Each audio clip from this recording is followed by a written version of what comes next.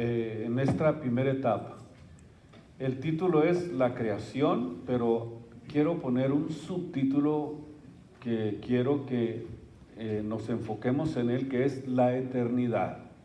Para los que me ayudan a poner estos mensajes también a través de los diferentes medios, la creación, número 1, y un subtítulo, la eternidad. Vamos a ver algo muy importante. Yo espero que cada uno de ustedes que sigan estos mensajes les pueda servir de muchísimo para poder comprender. Y la razón por la que iniciamos en el libro de Génesis es porque Génesis es la palabra Bereshit del hebreo y significa orígenes. Y cuando hablamos de la eternidad, la mayor parte de los cristianos no saben qué significa eternidad y piensan que es un punto que empezó aquí y no tiene final, y eso realmente es lo que muchos piensan de una línea y que se extiende eternamente. Pero sin embargo, esta es una medida de acuerdo a la capacidad de los hombres, y esto no es la eternidad. O también cuando se dice por los siglos de los siglos, pensamos que ya estamos expresando la eternidad. Pero vamos a aprender 3 palabras que quiero que las apunten ustedes, que les gusta tomar notas para poder comprender mejor lo que quiero enseñarles a través de esta serie. Vamos a aprender 3 palabras del hebreo que son muy importantes para entender lo que es la creación. Número 1, la creación, o sea que para poder entender la creación de Dios de la nada, es la palabra bara. Es la palabra bara, así como se escucha.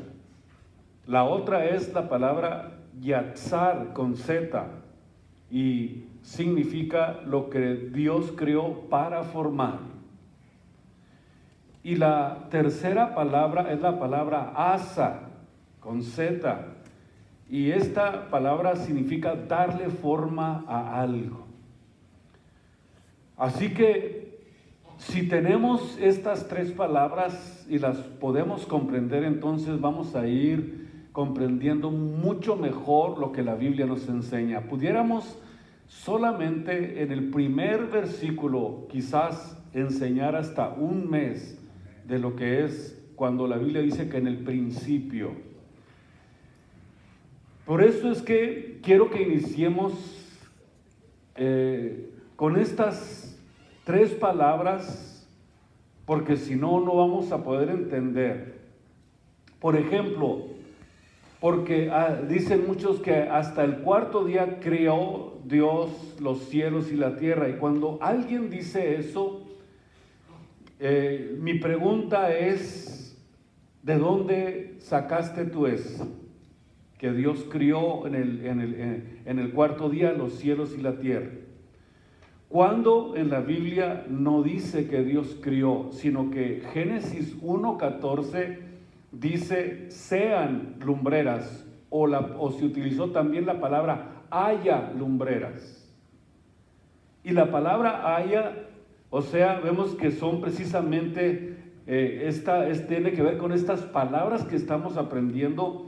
Y la palabra haya es la palabra haya y significa poner en movimiento. No está diciendo y crió Dios, sino que dijo sean lumbreras o haya lumbreras. De ahí se deriva la palabra con J, haya, y significa poner en movimiento. O sea que el sol y las estrellas ya existían cuando Dios dijo estas palabras. Ya existían, sino que en el mundo anterior a nosotros, de acuerdo a la Biblia, ya existían. Y el universo sufrió una especie como de, ¿cómo pudiéramos decirlo? Como de congelamiento. Y durante esa etapa Pudieron haber pasado milenios, no lo sabemos, pero sin embargo existe un gran lapso de tiempo en esa sola expresión. Y entonces cuando Dios volvió a poner nuevamente en movimiento todo lo que había creado, entonces es cuando utiliza estas expresiones. Es decir, cuando Dios volvió a poner nuevamente en movimiento y nos colocó aquí a nosotros, después de que puso en movimiento lo que Dios ya había creado en el principio. Vamos a decirlo de otra forma, Dios puso en movimiento lo que ya existía. Porque la Biblia dice que cuando Dios dijo que la tierra ya existía, porque dice que estaba desordenada y vacía. Pero ¿cuándo la creó? En el principio. Ya están pensando, ¿verdad? ¿Cómo está eso? ¿Cómo está eso? Porque cuando Dios dijo sea la luz, sean las lumbreras, Dios estaba poniendo en movimiento lo que de Él ya había creado en el principio. Es decir, puso en movimiento todo lo que ya existía, y la tierra dice que estaba anegada en agua, no tenía nada de tierra seca. Y esto es precisamente lo que vamos a estar estudiando, investigando, escudriñando muy detenidamente para poder salir ya de la leche y comenzar a comer comida mucho más sólida con el conocimiento de la palabra de Dios. Pero para poder lograrlo necesitamos aprender a pensar. Ya se quedaron, bueno, que soy un animal que no sé pensar. Bueno, vamos a tratar de entender qué es lo que les quiero decir. A lo mejor piensan, ¿acaso no soy yo un pensador? El pensamiento, quiero decirles, dentro de la filosofía griega significa no solamente pensar en algo, sino meditarlo, comerlo, asimilarlo hasta que tú lo puedas entender. Por ejemplo, en el Salmo 1:2 dice que antes en la ley de Dios está su delicia, y en la ley de Dios medita de día y de noche. ¿Ya notaron lo que significa pensar, meditar? Al decir de día y de noche está hablando de un ejercicio que se está desarrollando continuamente para nosotros, para que nosotros podamos tener un mejor comprendimiento de la Biblia, de la palabra de Dios. En Josué 1:8 también Josué utilizó estos mismos términos para poder comprenderlo. Por ejemplo, ustedes conocen las vacas, las cow, para que me entiendan. Las vacas primero llenan su estómago completamente porque tienen varias secciones en el estómago, y después se sientan y ustedes las van a ver echadas y más que. ¿Qué están haciendo? Están sacando todo lo que acumularon, lo mastican 10 a 12 veces y luego ya la pasan a los intestinos.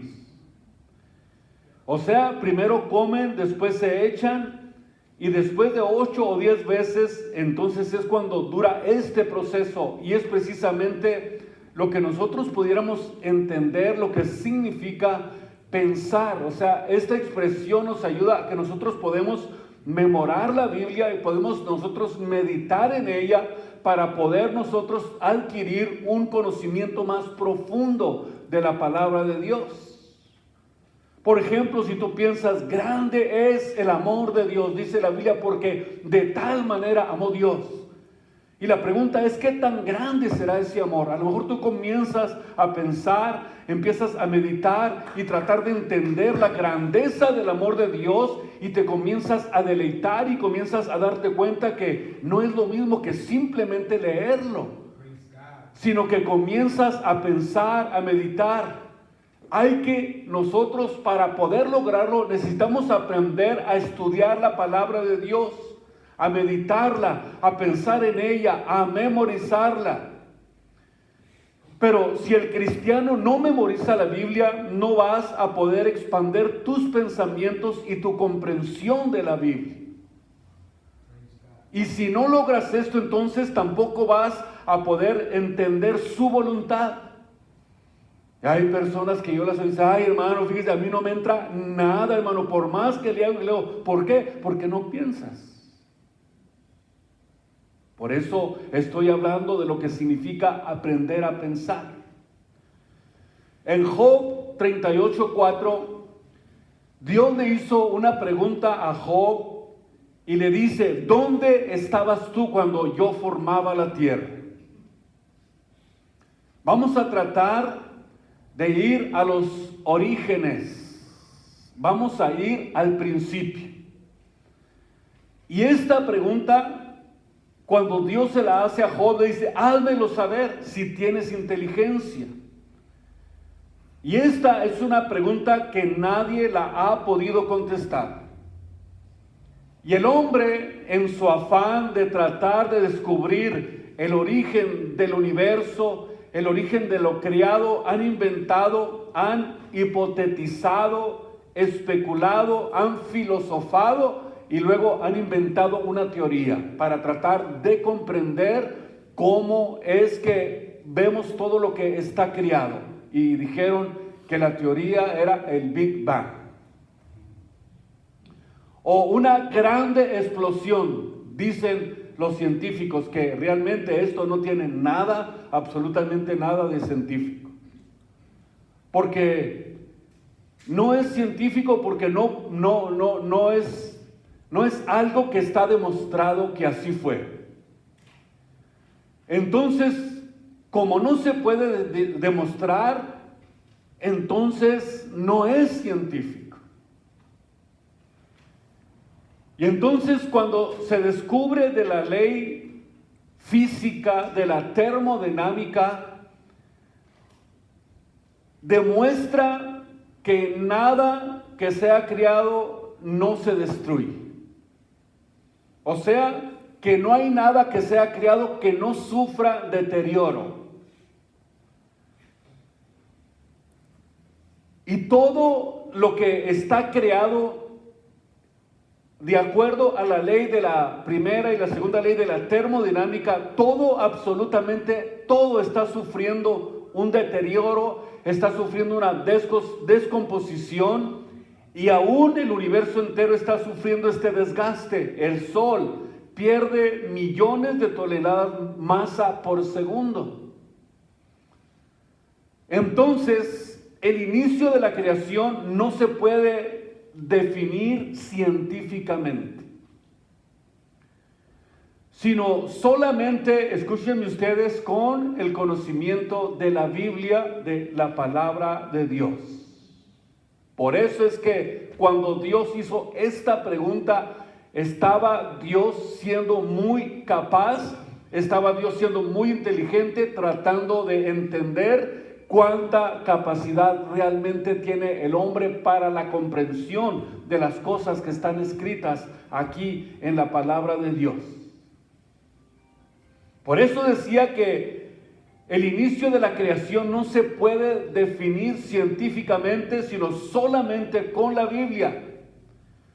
Y como la ciencia no puede regresar al origen del universo, salió un hombre llamado, que es muy popular, Charles Darwin. Y escribió un libro que se llama El origen de las especies. Pero ese libro son puras especulaciones, nada comprobado. Él jamás comprueba y aprueba que lo que está escribiendo es real y verdadero, sino que dice, a lo mejor sí, pueda que, chance, a lo mejor, pueda ser. Puras expresiones que no tienen ni siquiera una solidez para poder decir que estaba seguro de lo que estaba escribiendo. Es como si yo escribo un libro del origen de los perros y nunca hablo del origen de los perros.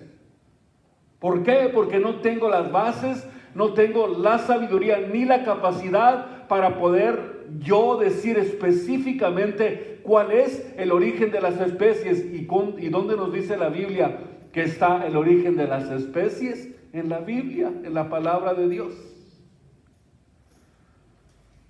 Entonces, Esta enseñanza dice que es un sistema de evolución.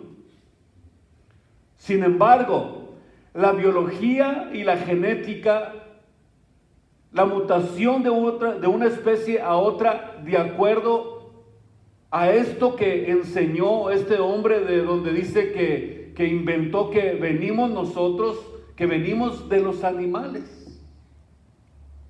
Esto es lo que él dice, que el hombre evolucionó y que a través de los siglos llegó y se formó como un hombre, pero que venimos del chango. Pero nunca se han puesto a pensar, y todo esto contradice la teoría de la evolución. Sin embargo, notamos que la siguen enseñando. ¿Por qué? Porque la biología niega la evolución. Los aminoácidos que tenemos en el cuerpo son como los ladrillos de nuestra vida, han impedido la evolución. La física impide la evolución. ¿Por qué? Porque es al contrario, nosotros venimos de más a menos. Es más, la Biblia dice claramente que es al revés. Dice que nuestro viejo hombre, ¿qué? Está siendo deteriorado. Pero dentro dice que hay un hombre interior que está creciendo, mientras que el físico está sufriendo un deterioro. ¿Por qué? Porque es al revés. El hombre jamás ha evolucionado. En otras palabras, vamos de más a menos. De acuerdo a la ley de la termodinámica, vivimos en un mundo oscuro. Vivimos en un mundo perdido, en tinieblas. Y eso es precisamente lo que Cristo vino a hacer, a morir a la cruz del Calvario. Vino a sacarnos de las tinieblas a su luz admirable y a poner en nosotros algo nuevo que nos hace completamente diferentes, y Dios comienza a restaurar lo que el hombre había perdido. En Tito capítulo 1, versículos 1 y 2, aquí Dios prometió que a las criaturas que Él iba a criar, planeó que fueran eternas. Fíjense bien lo que dice aquí Tito. Pablo, siervo de Dios y apóstol de Jesucristo, según la fe de los escogidos de Dios y el conocimiento de la verdad que es según la piedad, para la esperanza de la vida eterna, la cual Dios, escuchen ustedes, la cual Dios, que no puede mentir, prometió antes de los siglos de los siglos de los siglos. Es decir, ahí nos vamos al principio. ¿Qué es lo que está diciendo este apóstol? Que Dios prometió que a las criaturas que Él iba a crear fueran eternas. Aquellos que por la gracia de Dios han sido escogidos para salvación. Dice que fuimos nosotros elegidos de acuerdo a los que escribió el apóstol Pedro, desde antes de la fundación del mundo, para que fuésemos santos y sin mancha delante de Él en amor. O sea que el plan de salvación para la humanidad pecadora fue determinado, decretado desde antes de que ni siquiera el hombre fuera criado. Esto es muy, muy interesante, cómo Dios desde el principio había planeado una especie, unas criaturas que fueran eternas y que Él las iba a crear para que fueran a imagen y semejanza de Él. Para que fuera eterno el hombre. ¿Por qué? Porque Él es eterno. Entonces Dios, en su sabiduría, creó la eternidad para que nosotros pudiéramos vivir en ella. En Isaías 57:15, vean ustedes lo que escribió el profeta Isaías acerca también de lo que es la eternidad, para tener una mayor comprensión en nuestras vidas. Isaías 57:15. Porque así dijo el alto y sublime. El alto y sublime, el que habita. ¿Dónde está la habitación de Dios? ¿Dónde está la morada de Dios? En la eternidad. Qué interesante que la Biblia dice que Él habita en la eternidad. Sin embargo, cuando Dios nos crió, o desde antes de la fundación del mundo, prometió que las criaturas que Él iba a crear también fueran eternas, igual que Él.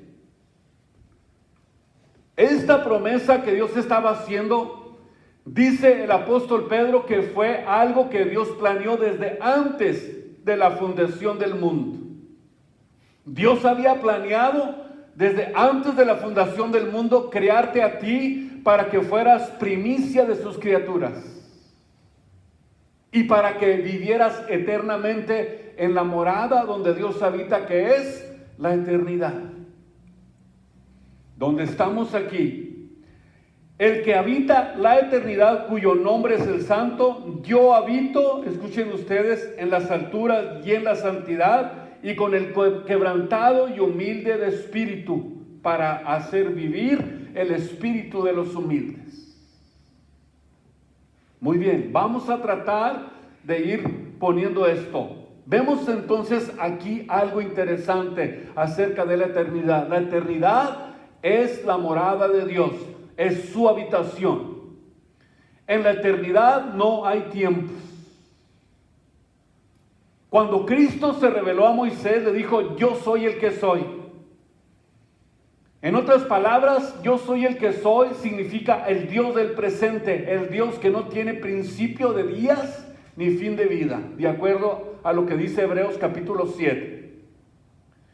No tiene principio de días ni fin de vida. Cuando Cristo dio esta revelación, estaba hablando de que Él habita en la eternidad. Y cuando la Biblia dice, en el principio creó Dios los cielos, Génesis 1:1, escuchen ustedes, está hablando en plural.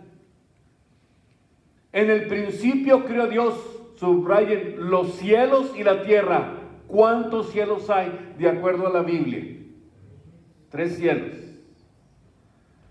Entonces Dios habita en la eternidad. Sin embargo, abajo de la eternidad Dios crió 3 cielos. El cielo donde Él habita, el cielo cósmico y el cielo atmosférico donde vivimos nosotros. En 1 Corintios 12, del 1 al 3, el apóstol Pablo dice claramente que hay 3 cielos. Por esa razón dice la Biblia que Dios habita la eternidad, pero abajo de Dios dice claramente que creó 3 cielos. Por eso dice, creó Dios los cielos. Estos 3 cielos no siempre existieron. Tuvieron un principio, de acuerdo a lo que la Biblia nos enseña. ¿Por qué digo que no siempre existieron? Porque fueron creados abajo de la eternidad. Y cuando Dios crea estos cielos, Dios crea unánimemente el tiempo, la materia y el espacio. Por esa razón es que el hombre se confunde y no puede entender la eternidad, porque no se pone a pensar en lo que la Biblia enseña. Génesis 1:1 dice, en el principio creó Dios los cielos y la tierra. Y recordemos que no es el principio de nuestra creación, porque es muy claro que los ángeles ya existían antes que nosotros. Entonces, cuando dice en el principio creó Dios, allí es donde comienza escúchenme ustedes, la materia, el tiempo y el espacio.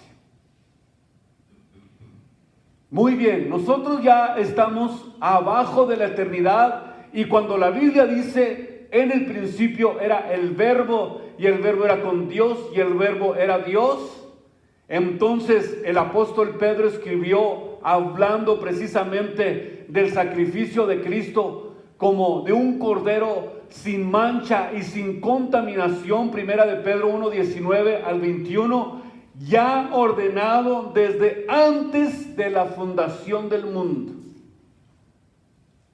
Vean ustedes que el plan de Dios existía desde antes de la fundación del mundo. Por eso, cuando leímos lo que hablaba Tito, vemos que Dios prometió a las criaturas que Él iba a criar que fueran eternas.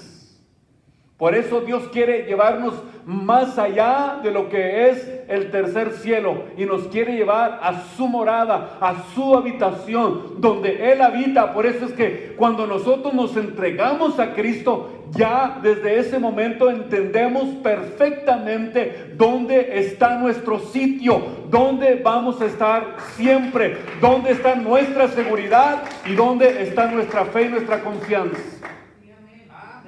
Esto es interesantísimo. Tenemos nosotros que aprenderlo para poder animarnos, para poder fortalecernos, para poder servir mejor a nuestro Dios y Salvador Jesucristo.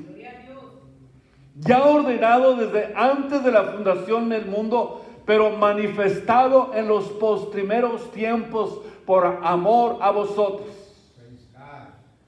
Y el apóstol Juan,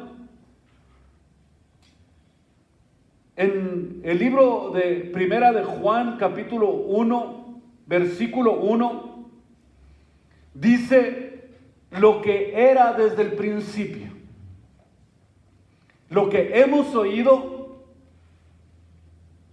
lo que hemos visto con nuestros ojos, lo que hemos mirado, lo que palparon nuestras manos tocante al verbo de vida.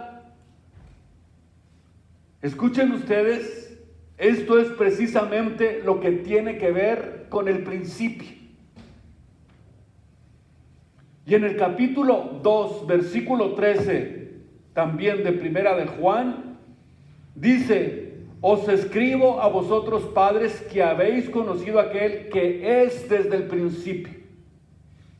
Os escribo a vosotros mancebos porque habéis vencido al maligno. Os escribo a vosotros hijitos porque habéis conocido al Padre. Os he escrito a vosotros padres porque habéis conocido al que es desde el principio. Y eso es precisamente algo que tenemos que aprender. Os escribo a vosotros mancebos porque sois fuertes y la palabra de Dios mora en vosotros y habéis vencido al maligno. Por eso nos dice la Biblia: no ames al mundo ni lo que hay en el mundo, porque todo lo que hay en el mundo, la concupiscencia, la soberbia de la vida, la soberbia de los ojos, no es de Dios, es del mundo. ¿De qué estamos hablando? Estamos hablando del mundo en el que nosotros nos estamos desarrollando. Y este principio, vemos claramente, fue antes de nosotros. Y no cuando nosotros fuimos creados. Nosotros fuimos creados después del principio. Y en el verso 1 de Génesis vemos que algo pasó en el principio.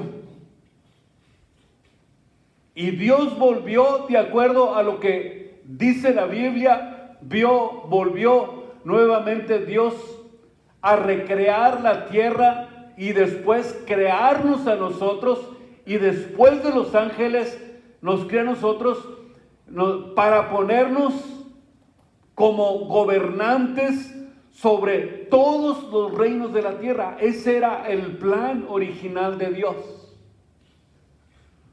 Que el hombre reinara, que el hombre gobernara, que el hombre fuera señor de la tierra. Pero ¿qué fue lo que sucedió? De acuerdo a la Biblia, el hombre pecó. Y al pasar esto, Satanás nuevamente volvió a tomar el planeta Tierra y se enseñorea de él. No era el plan original de Dios. No era lo que Dios había creado, pero lo había planeado, pero sin embargo, al fallar el hombre, al pecar el hombre contra Dios, entonces Satanás nuevamente, inmediatamente volvió a tomar el planeta, y no es sino hasta que viene nuestro Señor Jesucristo a dar su sangre en la cruz del Calvario, a morir por causa del pecado que había cometido el hombre, que viene precisamente nuestro Señor a derrotarlo en la cruz del Calvario, y le quitó el poder que tenía sobre nosotros.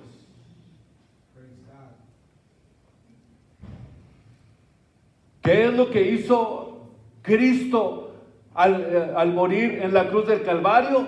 Vemos que vino y peleó una batalla que fue una batalla frente a frente, frontal, en contra de Satanás y sus millones de ángeles. Y dice la Biblia que despojó a los principados y potestades. En otras palabras, les quitó el poder que ejercían para gobernar todo el planeta Tierra. Les quitó ese poder, y el poder que Él tenía nos lo dio a nosotros, sus hijos, los cristianos, los que aman a Dios, los que sirven a Jesucristo, los que aman con el amor de Jesucristo en sus corazones. A estos Dios les dio el poder para que puedan vencer toda aquella cosa que se levante en contra de nosotros, para poder mantenernos, para poder sostenernos. Y por eso ahora podemos decir con toda certeza que es mayor el que está aquí en nosotros que el que está en el mundo. ¿Sí o no? Es mayor el que está conmigo que el que está en el mundo. Es mayor el que está en mí que el que está en el mundo, el que está dentro de nosotros. Es mayor el que está dentro de nosotros que el que gobierna las tinieblas de afuera, el que gobierna este planeta llamado Tierra. Claro que Lucifer sigue teniendo el poder que perdió el hombre en la caída de Adán y Eva. Pero ¿qué sucedió? Que lo volvimos a recuperar con la muerte y resurrección del Rey de Reyes y Señor de Señores, nuestro Señor Jesucristo. Con su muerte y resurrección nos dio a nosotros una victoria inigualable, insospechable, una victoria maravillosa. Esta era la promesa que Dios les había dado en Hechos 1:8. Y recibiréis poder.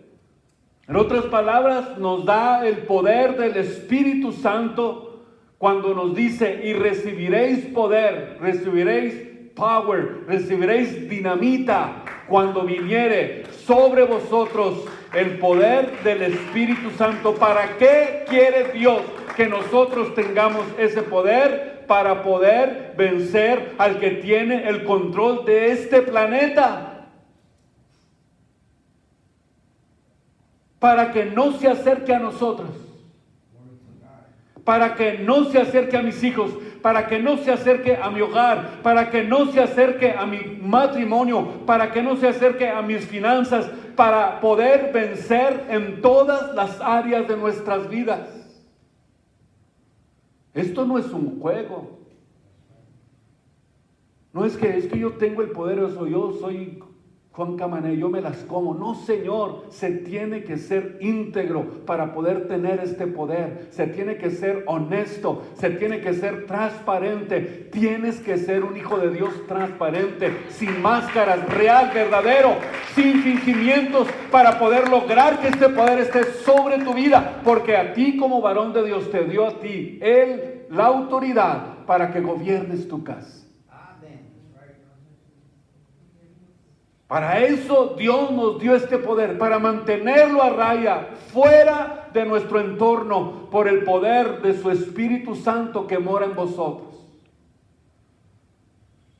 Bendito Dios, si pudiéramos mirar lo que realmente sucede cuando nosotros entendemos lo que es tener el poder de Dios en nuestras vidas.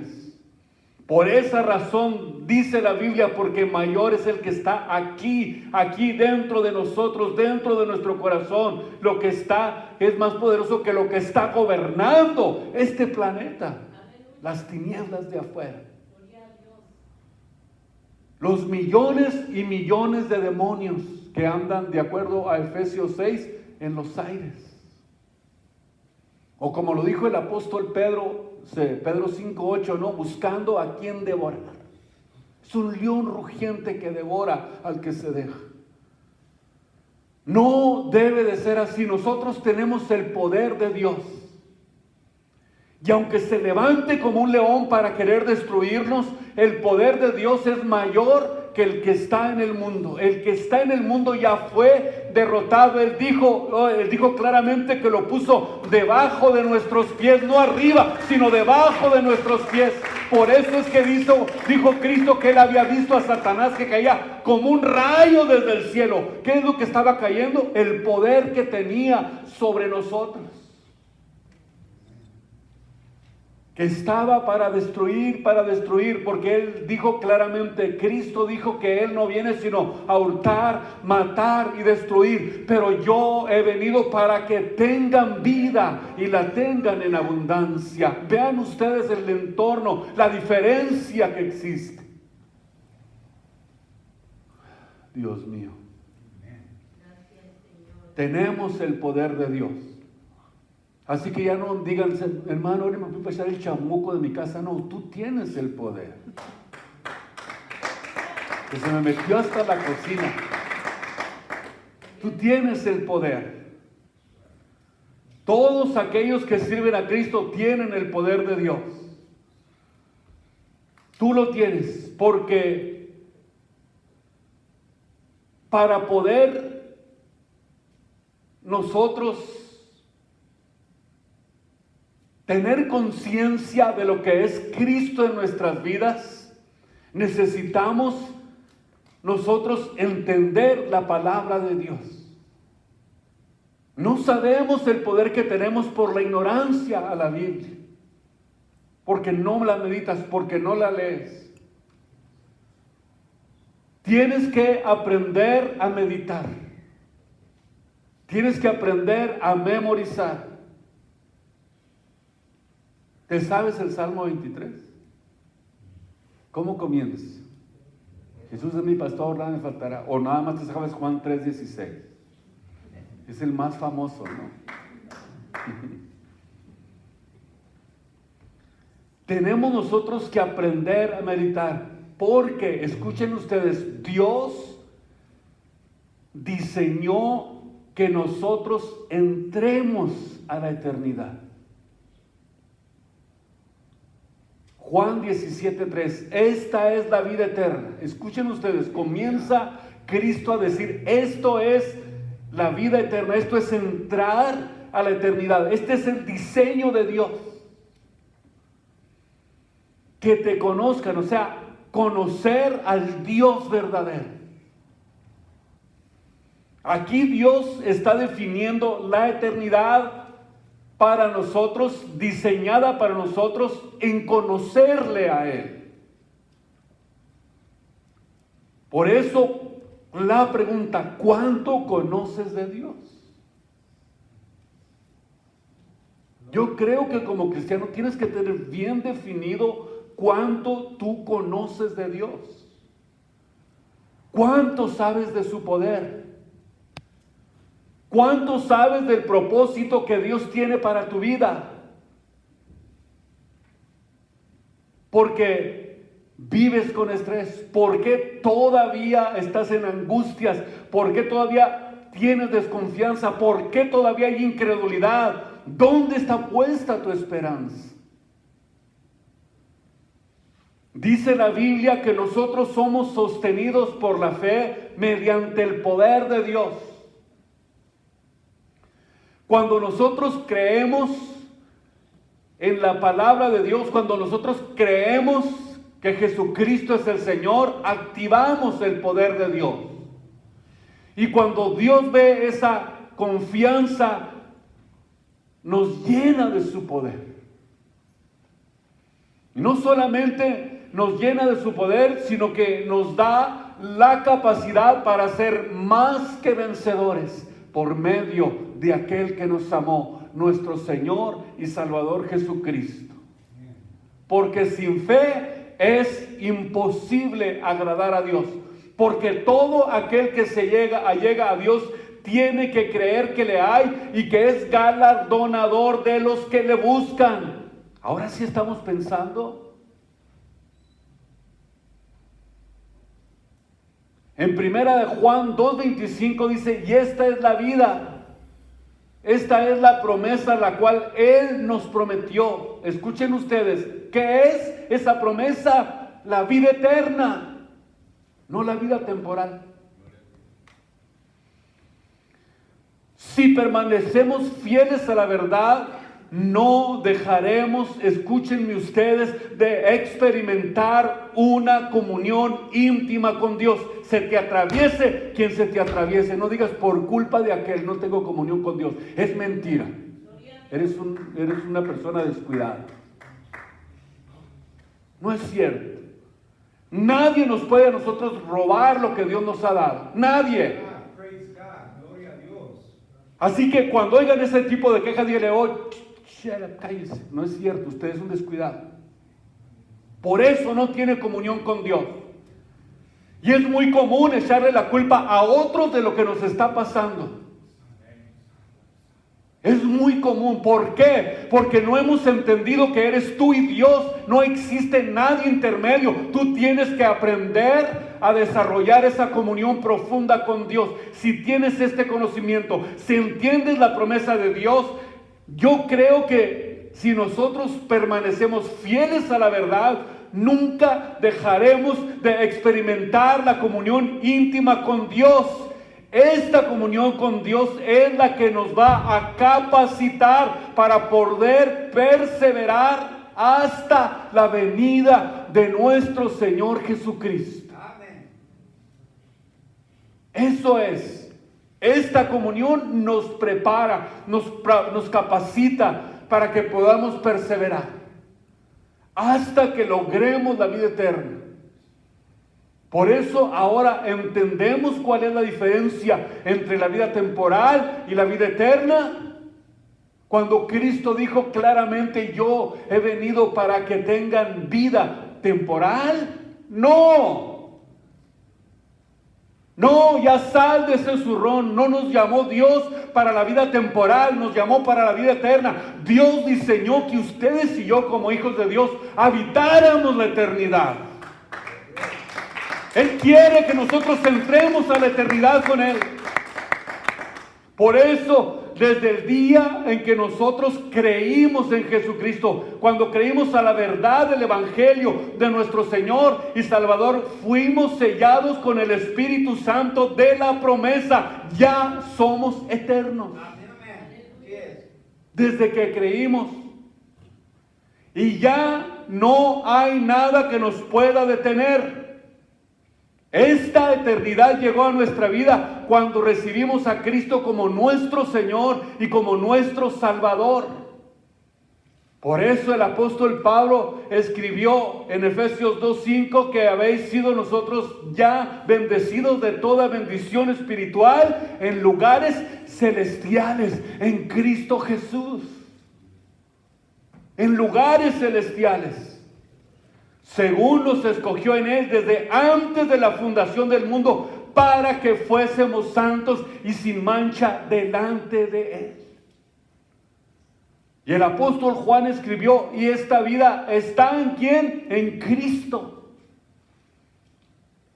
Esta vida está en Jesús. es algo que nadie nos puede quitar. Ni la muerte, ni la vida, ni ángeles, ni potestades, ni hombres, ni cuchillo, ni desnudez. Nada nos puede a nosotros arrebatar la vida eterna que hemos recibido cuando hemos creído y recibido a Cristo como nuestro Señor y Salvador.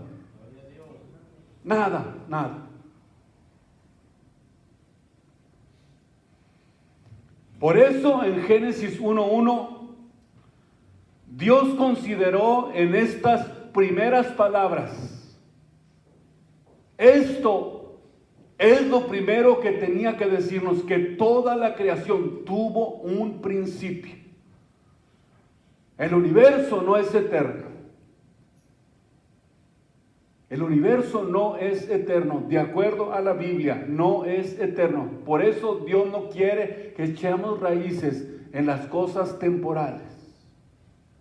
Esta creación que usted está viendo, dice el apóstol Pedro en segunda de Pedro, capítulo 3, versículos 10 al 12, dice que va a ser destruida, que va a ser quemada, que los elementos ardiendo serán deshechos. Por eso entendemos que toda creación tuvo un principio. El universo no es eterno, hubo un principio, pero también, de acuerdo a lo que escribió el apóstol Pedro, tiene un final. Imagínense ustedes, nosotros en medio, ¿qué vamos a hacer? Por eso vemos que los cielos que ahora ven, dice la palabra, cielos pasarán con gran estruendo.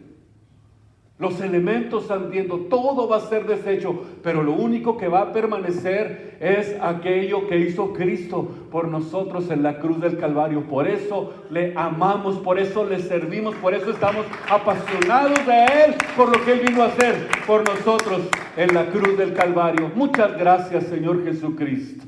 Y continuamos el próximo jueves.